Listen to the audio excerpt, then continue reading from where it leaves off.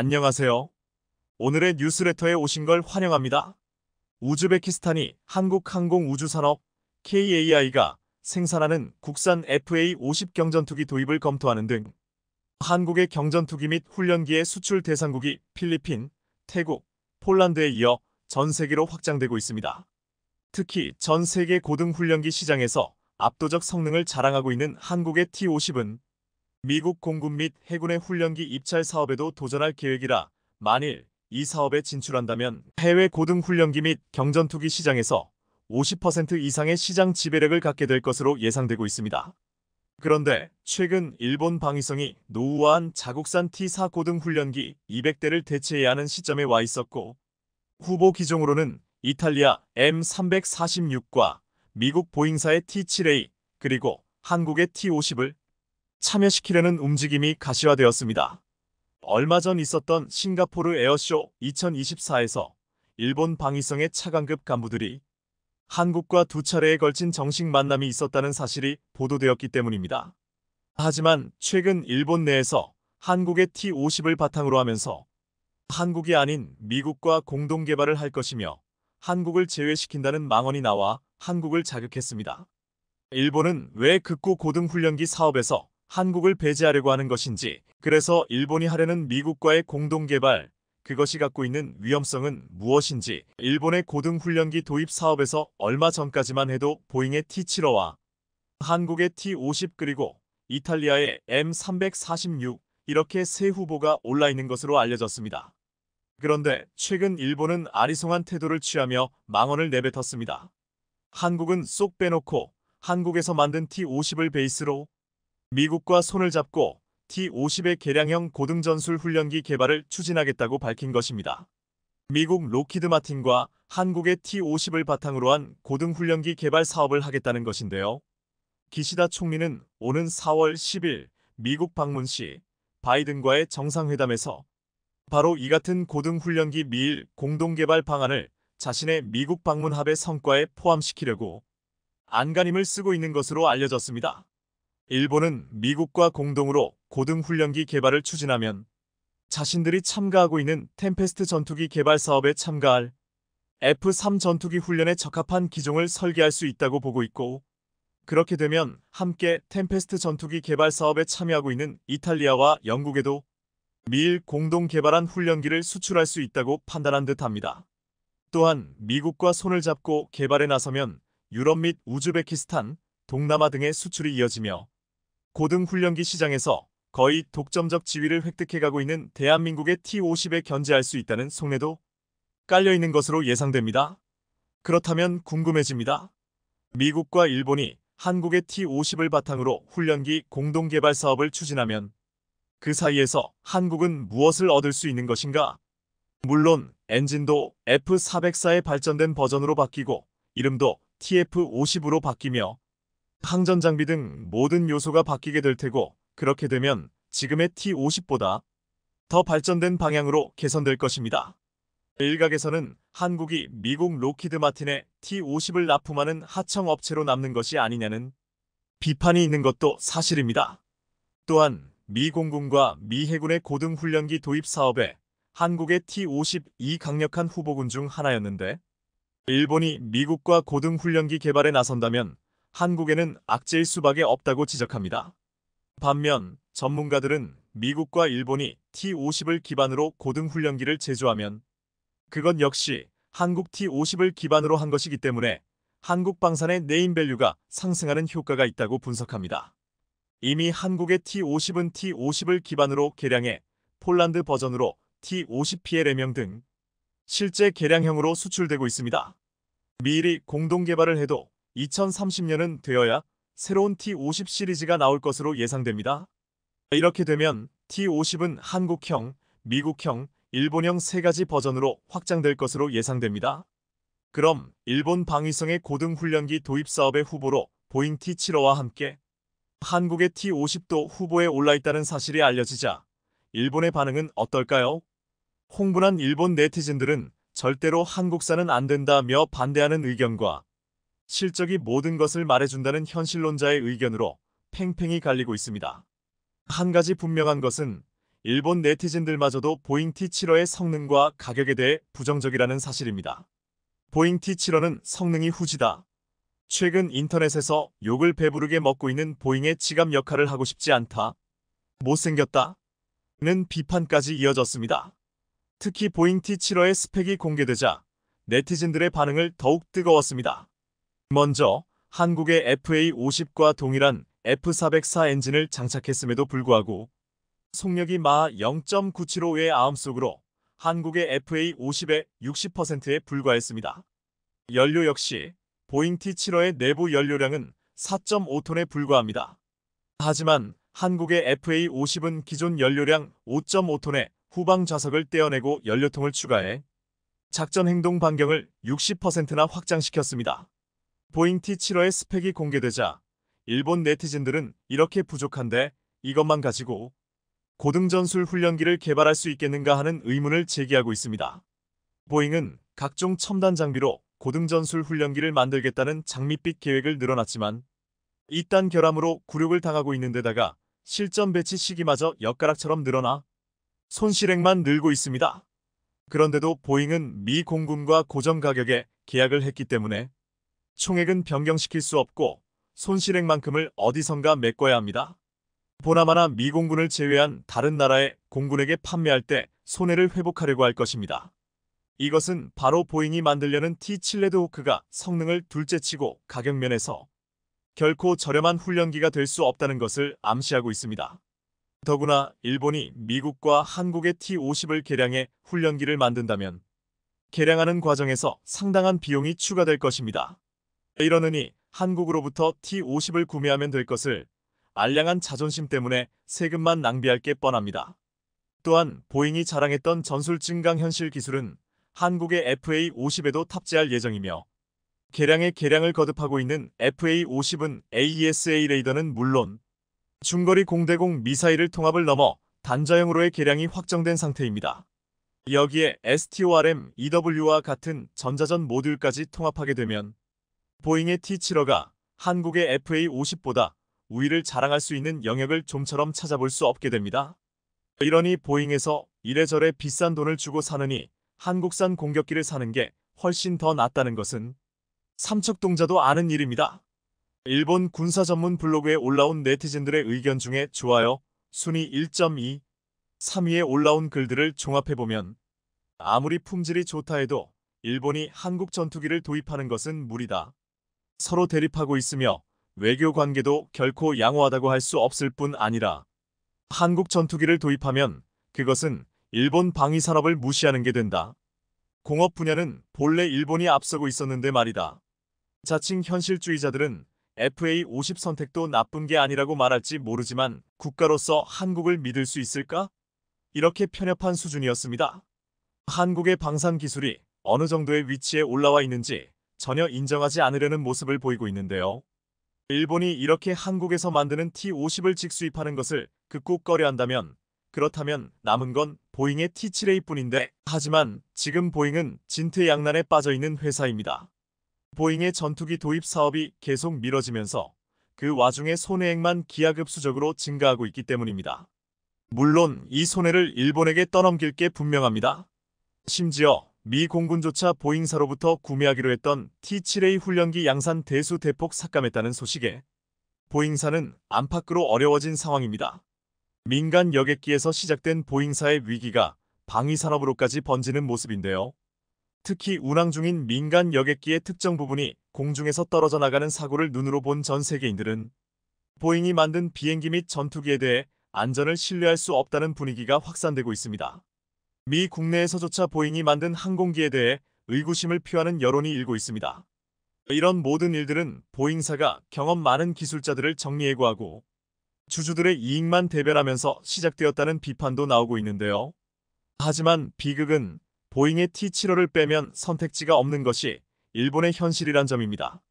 그래서 한국을 빼고 미국과 개발하겠다는 일본 측의 T50 관련 망발은 결국 미국을 꼬셔 함께 고등전술 훈련을 개발하자고 하고 보잉으로부터 T7호를 더 싸게 사기 위함이 아닌지 하는 의구심이 제기되고 있는데요.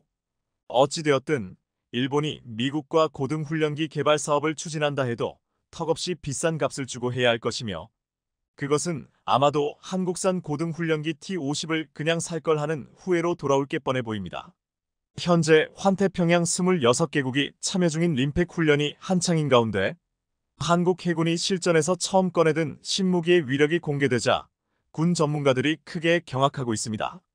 지대지 목적인지 아니면 지대공인지 불분명했던 이 무기는 그동안 한국 내에서만 테스트 과정을 거쳤을 뿐 해외 무대에서 공개적으로 시연을 한 건 최초인데요. 이 자리에 있던 수많은 동맹국들은 한국 무기에 괄목할 만한 성장에 박수갈채를 보냈으나 오직 일본만은 불편한 기색을 숨기지 못했습니다. 사실 한국과 함께 림팩에 참가한 일본 자위대에겐 뚜렷한 목표가 하나 있었습니다. 지난 아베의 비극을 명분 삼아 궁극적 목표인 전쟁 가능국으로서의 전환을 기필코 이루겠다는 것인데요.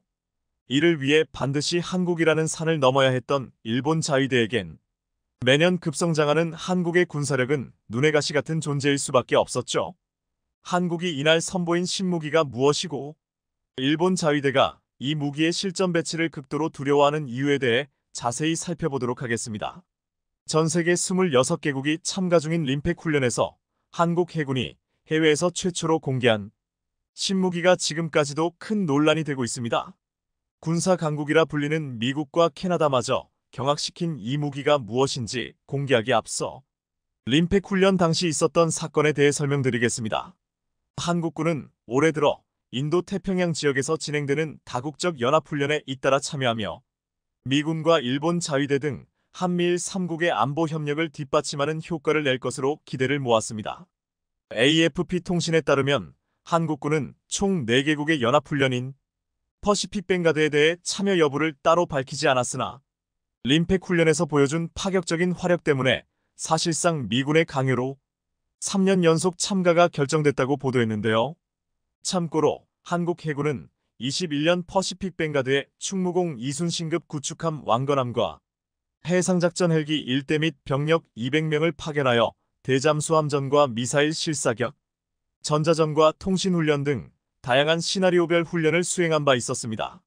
한국 국방부 측이 지난 3년 동안 꾸준히 참여했던 퍼시픽 뱅가드의 미적지근한 반응을 보인 이유는 현재 전 세계적인 공급과 생산의 부족 그리고 러우 전쟁으로 인한 인플레이션이 심화되는 상황 속에 자칫 불똥이 튀지는 않을까 하는 우려 때문인데요. 하지만 림팩 훈련에서 8개국을 대상으로 성공적인 지휘를 해낸 한국의 우수한 전력상 공백을 메우기 힘들 것이라는 미군의 판단 하에 사실상 한국의 참여는 확정적일 것으로 보입니다. 한국 해군 준장이 탑승해 원정강습단장 지휘를 수행했던 미 상륙강습함 에섹스에는 당시 수상함 13척과 해병대 병력 1000여 명이 배치돼 있었습니다. 이같이 대규모 병력이 소집된 이유는 림팩 종료 예정인 8월부터 약 15일간 한미일 3국 간 탄도미사일 탐지와 추적 연합훈련인 퍼시픽 드래곤의 예비 소집 때문이었습니다. 이번엔 특별히 한미일 외에 호주와 캐나다군도 참가할 것으로 알려진 이번 훈련엔 가상의 적 탄도미사일을 요격하는 방식으로 진행될 것으로 알려졌는데요. 지난 2016년부터 경연제로 실시해온 퍼시픽 드래곤은 림팩의 핵심 프로젝트지만 한국은 2018년과 2020년 비공개 훈련에 참여한 것이 전부였습니다. 참고로 림팩은 전 세계군이 모이는 대형 훈련인 만큼 서로 간의 방산무기를 시험하고 홍보할 수 있는 더없이 좋은 무대로 평가받고 있는데요. 한 예로 미국은 2년 전 다윈 엠블리 기지에서 실시된 다국적 연합훈련 피치블랙에서 F-35A 전투기와 다목적 공중급 유수송기의 훌륭한 성능을 유감없이 뽐내며 호주 등 9개국에 130조 원 상당의 수출 계약을 체결하기도 했죠. 때문에 한국의 방산업체들은 이미 림팩이 열리기 1년 전부터 다시 없을 이번 기회를 살리기 위해 나름대로 칼을 갈고 있었습니다. 한편 그 시각 림팩 훈련장에선 일본 자위대와 엮인 충격적인 사건이 벌어졌습니다. 일본 자위대는 이번 림팩에서 항공모함으로 개조 중인 이즈모, 다카나미 등 호위함 2척과 PL 초계기 1대를 파견했는데요. 일본은 8개국 지휘를 맡은 한국을 지나치게 의식해서인지 미사일을 이용한 대함 전투 사격 훈련에 자진해서 참가하며 화력적인 부분에서만큼은 반드시 한국을 넘겠다는 등의 비정상적인 욕심을 보였습니다. 하지만 그때 일본 자위대 머리 위로 어디선가 날아온 2.75인치 크기의 유도 로켓. 비록 작은 크기에 불과했으나 그 위력은 일본이 자랑하는 호위함 한 척 정도는 충분히 전투불능 상태로 만들 무시무시한 성능이었는데요. 게다가 그 속도가 어찌나 빨랐는지 다카나미함에 탑재된 레이더는 이 유도 로켓이 바로 코앞까지 도착할 때쯤에서야 탐지 알림음을 뿜어대기 시작했습니다. 이 엄청난 무기의 정체는 바로 한국산 유도 로켓 비궁. LIGNX-1과 방위사업청 및 해군 측은 2021 임팩에 참가한 모든 국가들을 대상으로 비궁의 기술력을 널리 알리고 해외 시장을 새롭게 개척하려는 등 공격적인 시장 개척의 기회로 삼은 듯 보였습니다. 비궁은 해상 이동 표적에 대응하기 위해 한미 양국의 기술 교류로 2016년 개발해낸 2.75인치 유도 로켓인데요. 약 7cm 정도의 작은 크기에도 최신의 기술인 유도 조종 장치가 탑재되어 있는 것이 특징입니다. 망각 방식의 유도 로켓 비궁은 다수 표적에 동시 대응할 수 있고 무엇보다 이동 탑재 기술을 적용해 기동성이 우수한 데다 차량에 대한 표적 탐지 및 발사 통제 장치를 두루 갖춰 단독 작전에도 요긴하게 쓰일 수 있습니다. 비궁이 실전 배치된 건 2019년으로 이는 최초로 비행 사격 시험을 통과한 것을 비롯 다양한 검증 과정에서 우수한 성적을 거두며 첨단 성능을 입증했기 때문인데요. 참고로 당시 평가 과정엔 미국의 해외 비교 시험 프로그램인 FCT에서 파견한 평가단이 참가했으며 이는 한국이 만든 비궁의 우수성 및 기술 시험 평가를 돕기 위해 미 국방부에서 진행한 프로그램으로 알려졌습니다. 지난 6월 국내에서 공개된 영상에 따르면 비궁의 사거리는 8km이고 운용평가에서도 저가형 무기답지 않게 높은 명중률이 기록됐습니다. 비록 사거리가 길다고 볼 수는 없으나 고속 기동하는 표적에 전부 명중할 정도로 정확도가 뛰어났고 이에 미 국방부도 만족하여 그 즉시 운용적 합 판정을 내렸습니다. 참고로 미군이 비궁의 시험평가에 숟가락을 얹은 데는 나름대로의 속사정이 있었습니다. 미 해군은 주로 하푼과 같은 대형 대함미사일을 운용할 계획이었으나 하푼을 쓰기엔 아까운 적의 고속정이 난입할 경우 그보다 아래급인 SME와 같은 미사일을 이용할 생각을 갖고 있었습니다. 하지만 냉전이 종식된 이후 대규모 전쟁 가능성은 거의 사라졌고 오로지 소규모 반군과 무장단체 혹은 테러 조직에 의한 국지전의 위험성이 매우 커진 가운데 특히 2000년 10월 예멘에 정박 중이던 미 해군 구축함이 소형 보트의 자살 공격으로 격침되는 사건도 벌어지자 그동안 이런 류의 비정규전에 관심이 없던 미 해군은 깊은 고심에 빠져들었습니다. 만일 망망대해에서 저번처럼 소형 보트들이 미 해군 함정에 대규모 돌격 러시를 감행한다면 마땅히 대응할 수단이 부재했기 때문이었죠. 한 포만으로 이들을 요격하기엔 짧은 사거리와 느린 연사력이 마음에 걸렸고 그렇다고 대함미사일로 대응한다는 것은 비용적인 면에서 심각한 낭비를 초래할 수 있었습니다. 그래서 도달한 결론이 기존의 2.75인치 로켓에 간단한 추적장치를 부착하여 새로운 유도 로켓을 개발한다는 것인데요. 하지만 미 해군이 이를 혼자서 개발하려니 돈이 워낙 많이 들어 고민하던 찰나 마침 한국도 비슷한 고민을 하고 있었다는 걸 알게 됐습니다. 당시 한국군은 북한군이 호버크래프트에 특수부대를 태우고 서해 오도나 인천 혹은 수도권에 상륙하여 기습 점령하거나 후방 교란을 야기할 가능성을 매우 우려하고 있었는데요. 그렇다고 이곳에 방어 병력을 더 많이 배치시키는 등 단순하게 생각하기엔 그만큼 다른 전선에 보낼 병력이 부족해질 수밖에 없었고 결국 마음이 맞은 한미 양국은 미 해군의 주도 하에 2000년대 중반부터 방위사업청과 MOU를 맺고 전격 공동개발에 착수했습니다. 이렇게 해서 탄생한 것이 바로 신개념 유도로켓 비궁으로 이러한 한미 간의 비밀 프로젝트를 알리 없었던 일본 자위대가 생각지도 못한 역습에 당황한 간 어찌 보면 당연한 수순이었죠. 적어도 군사력에서만큼은 언제나 한 발 앞서 있는 한국의 존재 때문에 어쩌면 일본이 전쟁 가능국으로서의 지위를 되찾는 건 영원히 불가능한 일일지도 모르겠습니다. 최근 들어 자칭 대국이라는 중국의 정책이 노골적으로 한국과 일본을 겨냥해 불이익을 주면서 누가 봐도 소국적인 행보를 이어가고 있습니다. 한국, 미국, 일본 등을 포함해 전 세계 16개 국가에서 중국발 대규모 확산을 이유로 중국 입국자에 대한 검역 강화와 입국 제한을 유지하고 있지만 중국에선 한국과 일본만 콕 집어 비자 발급을 중단하는 조치를 내리는 등 주변국 길들이기에 나섰다는 전망입니다.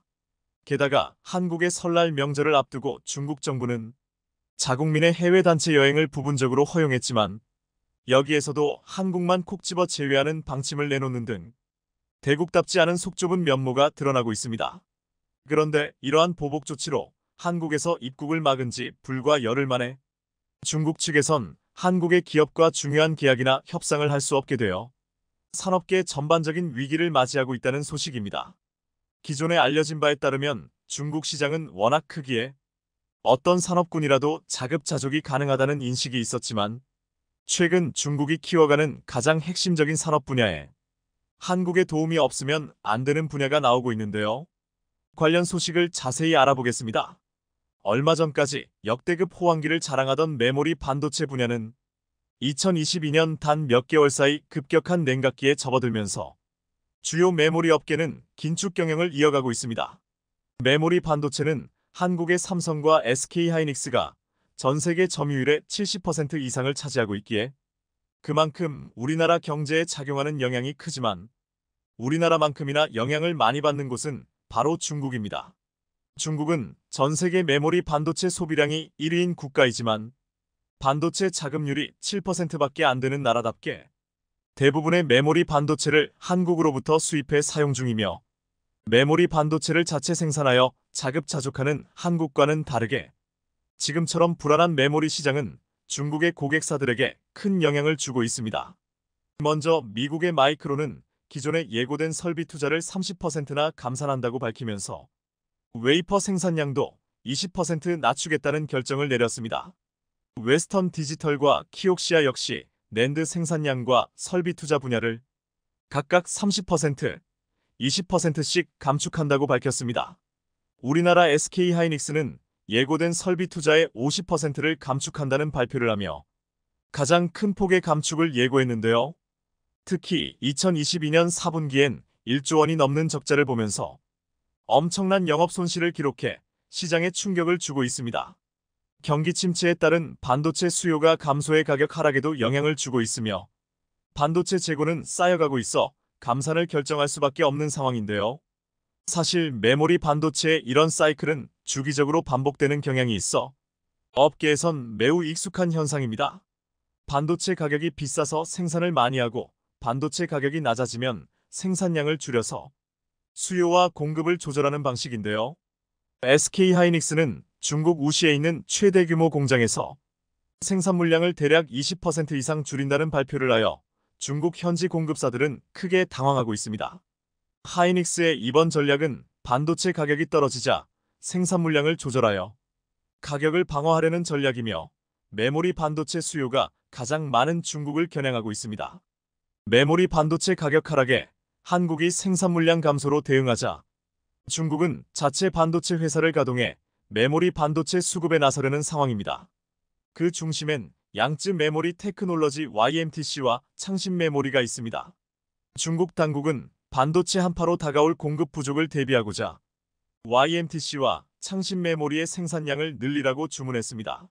YMTC는 한국 기업들의 전유물이던 3D 낸드 플래시를 개발하며 국내 기업들을 긴장하게 만들었고 창신 메모리는 수년 전 삼성전자와의 치킨 게임으로 파산한 독일의 키몬다의 기술력을 바탕으로 비교적 최근에 생겨난 신생업체입니다.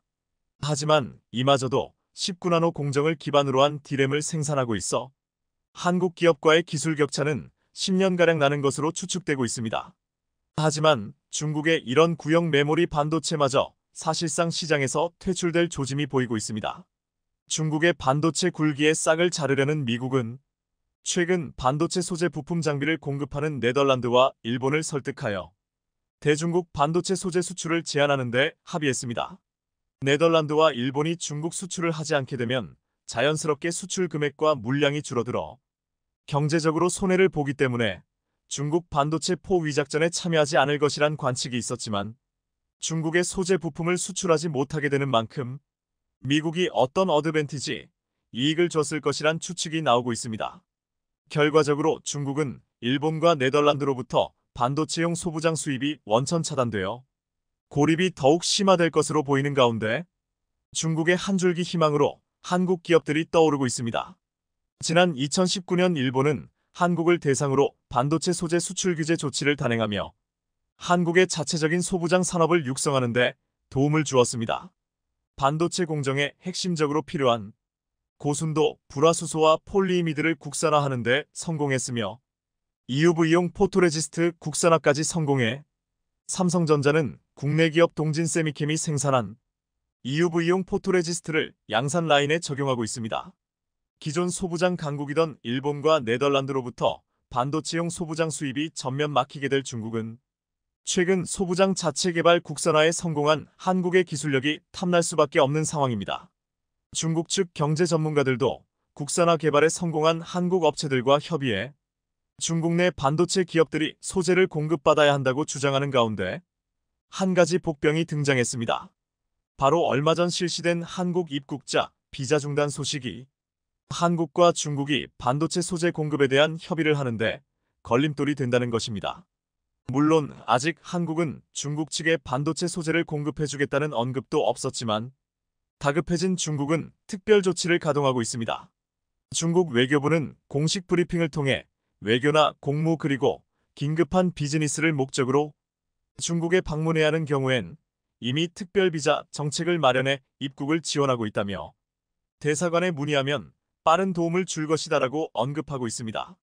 즉 중국은 자존심과 체면 때문에 한국인에 대한 비자 발급을 중단하면서 한국 기업들의 비즈니스를 위한 비자는 열어두고 있습니다. 얼마 전까지 중국은 없는 게 없는 대국이라 한국과 경제적인 교류가 없어도 모든 것이 자급자족 가능하다고 주장한 것과는 다르게 한 발 물러서는 모습이 보이고 있습니다. 하지만 중국이 이렇게 편의를 봐준다고 해서 한국이 중국에게 반도체 소재를 공급할 가능성은 매우 적은 것으로 보입니다. 제일 먼저 미국 측의 압박으로 일본과 네덜란드가 중국 포위 작전에 동참했기에 칩 4동맹에 가입된 한국 역시 대중국 반도체 포위 작전에 동참하라는 압박이 올 수도 있기 때문입니다.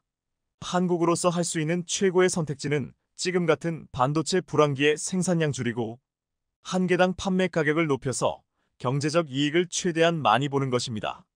삼성전자가 현재 이런 전략을 취하고 있습니다.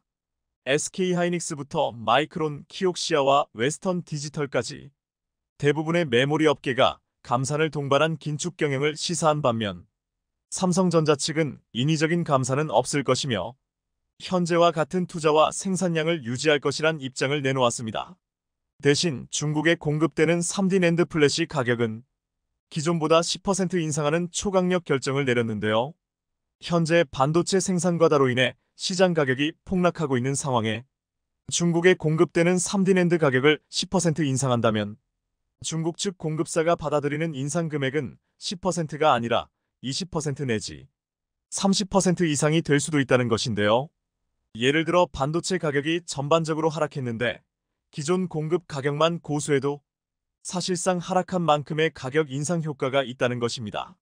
하지만 미국의 반도체 제재로 생산과 공급의 차질을 겪고 있는 중국은 삼성의 반도체가 아니면 도저히 메모리 수급을 맞출 수 없는 상황이라 삼성의 제품이 아무리 비싸더라도 울며 겨자 먹기로 계약을 할 수밖에 없는 상황입니다.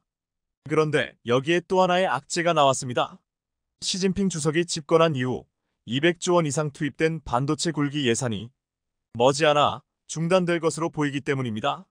중국 정부는 2025년까지 1조 위안 우리 돈 180조 원가량을 투입해 반도체 자금률 70%를 달성하겠다는 목표를 세웠지만 10년 넘게 막대한 예산을 쏟아부었는데도 불구하고 이렇다 할 결과가 나오지 않는 것은 물론 미국과 유럽의 반도체 제재로 그동안 반도체에 투자했던 모든 것들이 모래성처럼 무너지고 있다는 것입니다. 중국 측 기업들의 연구개발 성과가 부진한 것도 있지만 워낙 대규모의 자금이 투입되는 사업이다 보니 중국 측 고위관리와 반도체 업체 간의 유착이 발생해 천문학적인 보조금을 빼돌리는 일들이 빈번하게 일어나고 있다는 보도가 나왔습니다.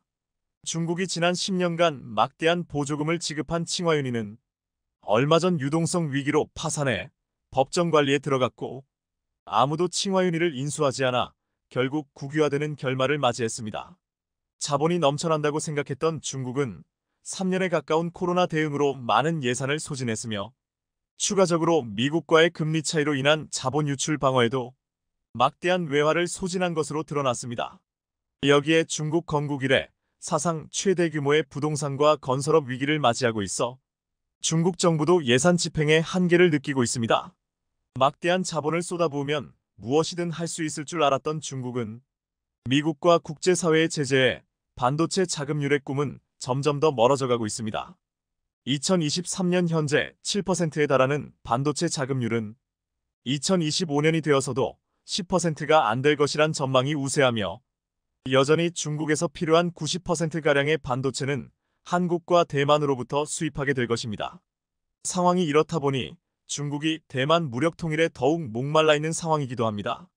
대만은 한국과 어깨를 나란히 하는 세계적인 반도체 생산지로 현재도 중국 기업의 절반가량이 대만으로부터 반도체를 공급받고 있기 때문입니다. 최근 한국 비자를 중단하며 입국을 막던 중국이 자국 산업이 위기를 겪자 한국이 올해 전 세계에서 가장 정확한 지대지 미사일을 배치했다. 중국 매체 CRI 온라인. 한국이 중국 미사일을 제치고 증동에서 큰 수주를 따낸 게 과연 우리 미사일이 부족해서인 걸까? 중국 러디의 신원. 최근 중국이 연이어 방산 수출에서 고배를 마시면서 치욕스럽다는 한탄이 터져나오고 있습니다. 그러면서 한국이 경쟁국으로 우려스럽다는 견제에서 이제는 무섭다는 반응까지 나오고 있습니다.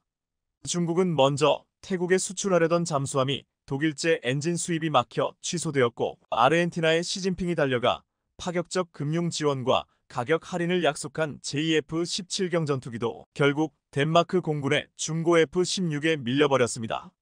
그런데 가장 치명적인 건 가장 우수한 고객인 중동에서 중국의 휘룩 미사일이 한국의 국산 전술지대 지유도문기 KTSSM에 밀려버린 것입니다.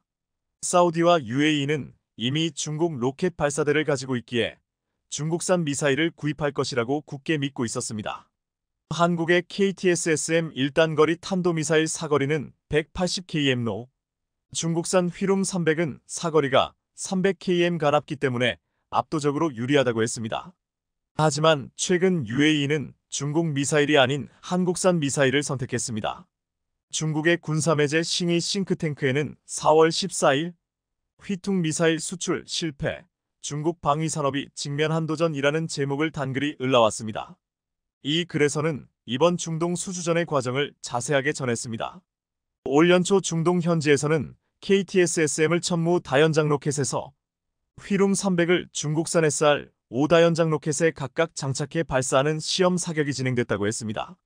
사우디아라비아와 아랍에미리트 가발주자인 것으로 전해졌는데 이 시험 사격 후 결국 KTSSM을 선택했다고 했습니다. 중국 빌리빌리에는 중국 미사일이 실패했다. KTSSM-1이 휘등 300을 미사일 비교 시험에서 격파하고 중동에서 무기 주문을 따냈다라는 제목으로 영상이 몰라왔습니다. 이 영상에는 한국 KTSSM의 발사 영상과 휘등 300을 비교해서 보여주었습니다. 군사에 관심이 큰 중국의 네티즌들은 비교 영상을 보고 이렇게 말했습니다. 예전에는 싸기만 하면 몇 개 주문을 받을 수 있었는데 이제는 스탠다드부터 가성비까지 다 망쳐버렸네요. 평소에 우리는 그저 평범하고 단순한 개발도상국일 뿐이고 농사를 짓는 것은 정상적인 일입니다. 레벨 차이가 너무 심하고 가격도 메리트가 없습니다. 이렇게 한국 미사일과 격차에 대해서 인정하는 댓글도 있었고 한국의 현재 기술 수준에 대해서 높게 평가하고 분석한 글들도 있었습니다. 한국은 이제 매운 완전한 범위의 무기 법주를 보유하고 있습니다. 중국에도 있지만 한국에는 더 고급 무기가 있고 중국이 받지 못하는 미국이 지원하고 있습니다. 중국군은 수십 년간 러시아와만 협력하는 상황에 처해 있으며 장비면에서도 한국에 뒤처져 있고 국제 무기 시장에서도 사실상 매출이 5에 달했습니다. 2023년 최대 무기 전시회 중동 및 아프리카에서도 파키스탄조차도 주문을 하지 않았습니다. 한국은 폴란드뿐만 아니라 아랍에미리트, 인도네시아, 필리핀, 핀란드 등으로부터 무기 주문을 받았습니다. 어떤 사람들은 아직도 자신의 꿈에 취해 있습니다. 한국은 곧 극초음속 미사일을 갖게 될 것입니다. 현무사는 사거리가 1.000km가 넘는 극초음속 미사일이고 목표는 YJ-21입니다. 한국의 군대는 강하지도 약하지도 않다고 생각했는데 아마 전 세계의 몇십 위 정도였을 거라고 여겼습니다. 그런데 알고 보니 2020년 기준으로는 세계 7위였는데 올해는 5위가 되었습니다. 지난 몇 년 동안 한국은 이 순위에 머물렀어요. 이전에도 상위 10위 안에 들었습니다. 중국 매체들은 휘룡 300의 성능은 뛰어나지만 미국산 로켓 발사대와 호환되지 않아 밀렸다고 했습니다. 하지만 사우디와 UAE는 중국산 발사대를 분명 가지고 있었기에 변명처럼 들렸습니다. 실제로 휘룡 300은 사거리가 300km로 KTSSM 180배보다 길지만 KTSSM이 성능과 사용성, 가격 등에서 훨씬 더 우수해서 선택되었다고 했습니다. 중국은 또한 지난해 4조 2천억 원 규모의 사우디 방공 미사일 수주전에서 한국의 천궁에 의해 중국산 LY-70 방공 미사일이 밀려버렸습니다. 그전에는 UAE에게 35억 달러 4조 6천억 원의 수주까지도 내주었습니다. 중국은 지금 거대한 중동 방산 시장을 한국에게 모조리 내준다면서 천궁과 천무에게 밀렸지만 앞으로 자주포는 내줄 수 없다고 말하고 있습니다. 사실 한국의 K9 자주포는 세계 최강이지만 중국은 중동에서는 자신들이 수주할 것이라고 떠벌리고 있습니다. 중국은 중국산 PLG 5자주포와 K9 자주포를 비교이면서 PLG 자주포는 이미 사우디에 수출된 바가 있기에 이것이 K9 자주포보다 훌륭하다고 주장하고 있습니다. 그런데 전문가들은 PLG-5가 정말 대단한 무기였다면 중국은 왜 이를 320대만 양산했냐고 따져 묻고 있습니다. 분명 이 자주포에는 심각한 결함이 있다고 했습니다. 중국은 PLG-5의 사거리가 50km이기 때문에 40km 사정거리를 가진 K9보다 우수하다고 주장했습니다.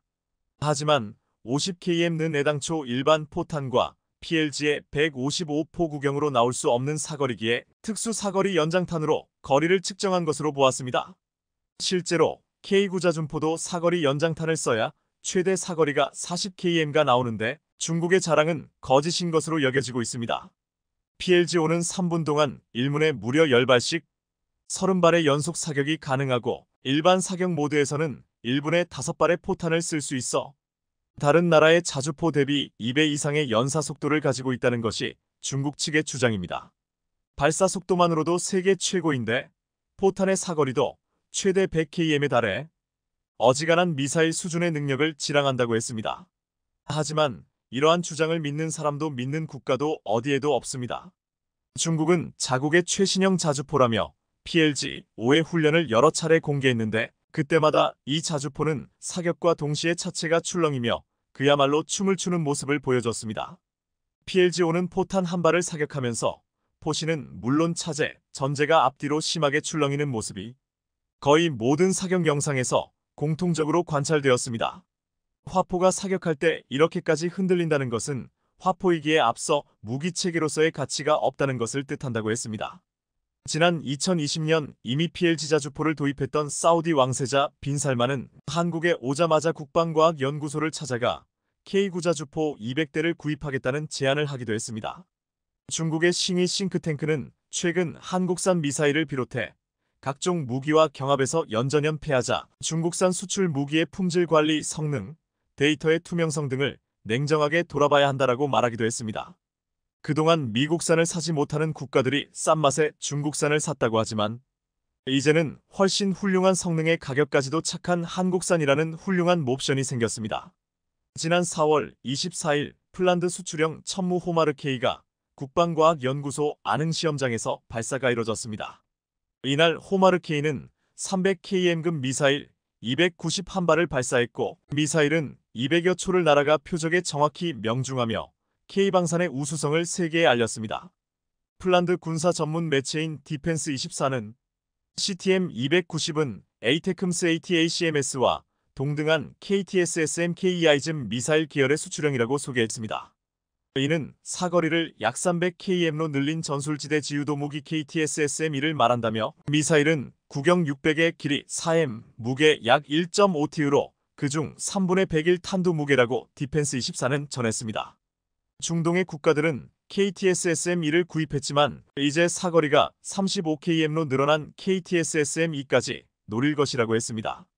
UAE 대통령은 다음 달 중순 한국을 찾아와 지난해 약속한 300억 달러 약 41조 원을 어디에 투자할지를 공개할 것이라고 했습니다. UAE는 2022년 중거리 지대공 미사일인 천궁을 35억 달러, 약 4조 6천억 원 규모로 도입한 바 있는데 최근 북한과 협력해 탄도미사일 개발을 고도화하는 이란을 견제하려 한국산 무기의 추가 도입에 나설 수 있을 것으로 전망하고 있습니다. 이제 중동 국가들은 지대공, 지대지 미사일에서 중국을 완전히 배제하고 한국만을 바라보고 있습니다.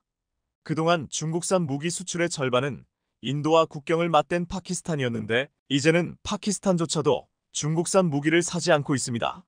적국인 인도도 K9자주포를 도입할 정도로 수준이 높아졌기 때문입니다. 그래서 중국이 노리는 것은 미국과 대립각을 세우는 거대 자본이 있는 중동이었는데 중동의 국가들도 중국이 아닌 한국을 선택하고 있습니다. 앞으로 중동의 거대 자본은 한국에게 갈 것으로 전망하고 있습니다. 시청해주셔서 감사합니다.